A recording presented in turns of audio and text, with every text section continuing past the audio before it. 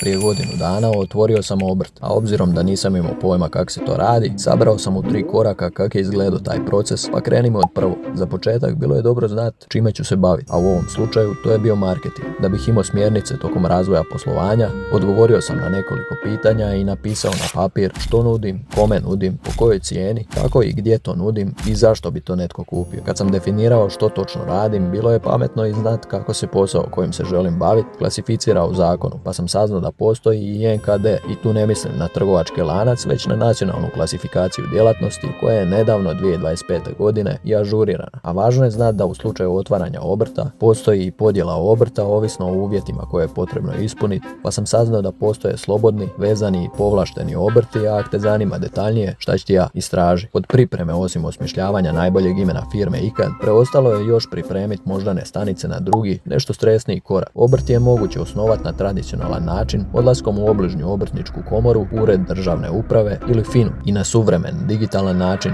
uključivanjem obližnjeg računala i otvaranjem portala e-obrt. Ko što možeš vidjeti, nisam išao nigdje, bio je dovoljan laptop i čitač kartice jer sam koristio e-osobnu ko vjerodajnicu. Ispunio sam obrazac, od podataka me tražilo klasika, ime i prezime, OIB, adresa, žena, djeca, djedovina, babovina, naziv obrta, djelatnost, ni ne sjećam se više točno, ali siguran sam za djedovinu i da sam odabrao da porez plaćam paušalno. Da bi mi ljudi imali gdje uplaćivati abnormalno ogromnu količinu novca, nakon što sam poslao zahtjev za osnivanje obrta, bilo je pametno i otvoriti žiro račun u banci. Jok, u pekari. Slagat ću te, rješenje sam dobio nakon 10 dana, a zatim sam užurbanim postupkom krenuo i na 3. korak. Legalno djelovanje ko novopečeni obrtnik s 19 godina školovanja i 68 godina radnog iskustva sa sobom je donijelo i neizbježne obaveze od kojih je ona najsvetija, svaka 3 mjeseca državi dati porez. Osim toga, tu su me dočekali i zdravstveno osiguranje, za ne daj Bože, i 1. i 2. i 45. stup mirovinskog osiguranja, od kojeg ne da ja neću vidjeti pare, nego ih jedva vide i naši dragi penzioneri danas. Od ostalih obaveza naučio sam i izdavati račune, a od kad se društvo počelo razvijati u smjeru digitalne tiranije, došla je na red i fiskalizacija